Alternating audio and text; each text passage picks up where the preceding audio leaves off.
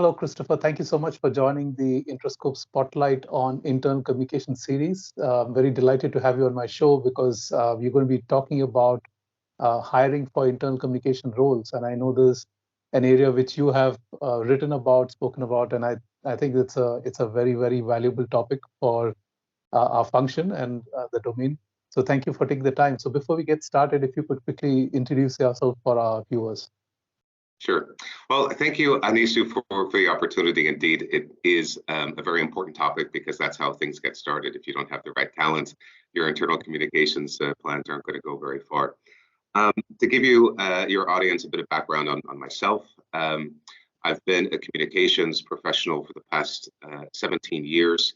Have done a lot of focus on internal communications over the past 7 to 9 years, and also did a lot around organizational transformation. And so that's what I'm focusing on at the moment, is really being able to combine business transformation and communications in a more novel approach to really help companies change the status quo and help unstick the roadblocks that are in their way to progress. Ajahn, and I know this topic is, also quite controversial at times. So, what are some of the key perspectives we need to consider while hiring for talent in internal communication? Because it's a niche role, and not often organizations understand what the role entails. So, how do you see it? Well, I think, just in the opening to that question, you kind of hit the nail on the head. A lot of companies are struggling with internal communications because it's still relatively new. I mean, internal communications has been around for quite some time, but for most companies, they're either just getting started or they've only had it within their organizations for 4 or 5 years. And over the course of that time, you see a lot of organizations really struggling to define what it is. So I think, when hiring for the position, if it is a new function, then that really purpose and that mission of that internal communications role is really vital to define that from the outset. If it's something that already exists, then they need to make sure that before they hire, that they make sure that the purpose and the mission of that internal communications team or function is clearly defined within the organization. Because too often people think, internal communications can mean everything and anything, and it often does in many organizations. So I've had experience that, if there's a communication to go out and it's internal, it must be part of the responsibility of the internal communications team. But that's not always the case. So I think first of all is establishing that mission and purpose. And then once that's defined, then think about the type of skills that you need. Do you need more of a storyteller? Do you need more of a strategic business partner? Do you need somebody that maybe has more HR skills, has more copywriting skills? So make sure that those two are aligned, and it's just not a generic job description that is put together. Got it. So I think you did allude to some of the challenges organizations face while hiring. So, but why is it really hard to identify this kind of talent? So what makes it so difficult to get the right kind of talent? Well, I think a lot of organizations, they look at their experience in external communications, and that's originally where I come from, is from that world. And there are a lot of similarities that you have between internal and external communications, having, clear messaging, repeating messages, properly segmenting and defining your audiences. But I think a key thing that often is missed is that for internal communicators to be really successful, they need an extremely high EQ. They need to be able to anticipate how people are going to feel about different communications or different announcements, particularly when it comes to change. If you're not able to anticipate what those questions, concerns, feelings are, then your communication campaigns are going to be less successful. So I think that's something that often gets lost. When you look at most job descriptions for internal communication roles, you rarely see that element in there. And I think that's what makes it often hard to find that talent. Right. And so when you consider interviewing people for internal communication roles, so what are some of the key points to consider while to make the conversation more relevant and meaningful for not just of course, the organization, but also for the communicator who's looking for that position? Well, for me, I really think that the whole traditional way of recruitment through sending a CV and cover letter really needs to go. It doesn't give you a lot of insights. One of the most interesting and profound application experiences I had was with a company where you couldn't even submit a CV or cover letter. They had a series of questions, different scenarios that you had to respond to. And there, what it allows you to do is focus on skills rather than experience. Just because you've been doing something for 10 years doesn't necessarily mean that you have the talent to be successful. And so I think that's what is often skewed with a CV or a cover letter, and you're not able to really dig deep into the type of person that you're potentially hiring. And therefore, you can really make a lot of bad decisions, either in terms of rejecting potentially really good candidates because they don't have those 5, 7, 10 years experience that you're looking for.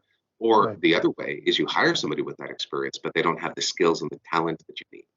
So taking them through a lot of practical exercises, whether it's writing samples, developing comms plans, doing retrospectives, all those things can really help you get valuable insights into the type of person that could potentially be in that role, rather than let your cognitive biases, whether conscious or unconscious, really impact and influence your perception of somebody just by their CV or cover letter.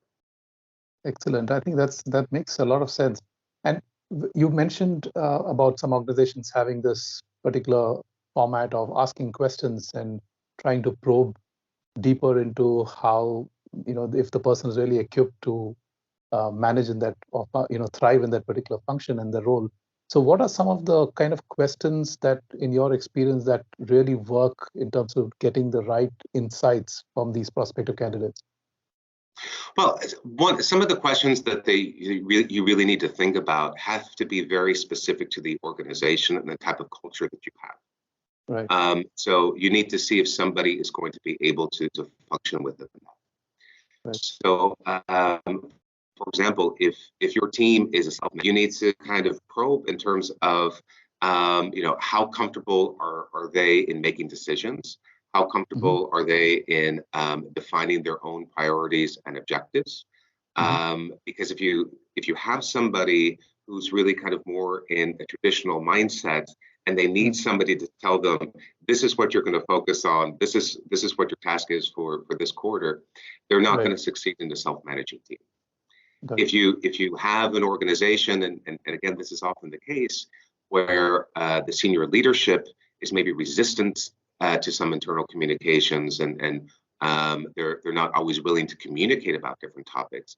You want to probe questions on how would you convince a senior leader that communications is necessary on a sensitive topic. And so understanding how they would approach and navigate the elements within your corporate culture is just as important in terms of also understanding, how well do they write?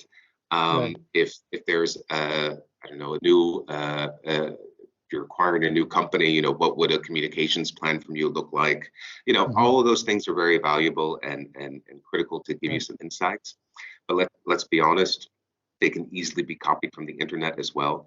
So understanding how somebody really works within an organization, and then be able in the interview to actually probe deeper into those responses gives you tremendous insight that you would never get from a cover letter or from a CV. Got it. And as we wrap up, Christopher, I just wanted to understand from you, what advice do you have for people who are interviewing for internal communication roles, and what advice do you have for leaders and organizations when they are looking to hire? So any specific pointers and tips that you have for both these parties? Well, I think, if you're interviewing for a role in internal communications, really think about trying to find an organization where your skills are going to be in use. And to really think critically. I think it's kind of human nature, at least from my experience. You look at a job description, you think, oh, I can do that, or I could eventually do that. And when you think a little bit harder, you realize, okay, you know what? I probably could do that, but would I be happy doing it? And Right. I think that's what people really need to think about when they're applying for a position. Would this position make me happy? Will it enrich my life? Right. Because then you're going to be much more dedicated, you're going to be much more focused, and you're going to give a lot more to the organization and be content and really happy with what you're achieving. And on the flip side, I think organizations also need to understand it's not just about experience. If anything, Right. they should be prioritizing talent and skills even over experience. The experience is great if it's there, and you need a certain amount of experience. But really look for those talents and skills that are going to be complementary, either to a team or to a broader organization, to really help them maximize the potential that they get from the new hire. Got it. Great. I think this has been brilliant insights, and thank you so much. It's a very relevant topic, like I said, and I'm sure this will be extremely valuable for all our viewers. So thank you again, Christopher, for taking the time for doing this interview, and really loved your perspectives on this topic. My pleasure. Thank you very much, and have a great day. Thank you.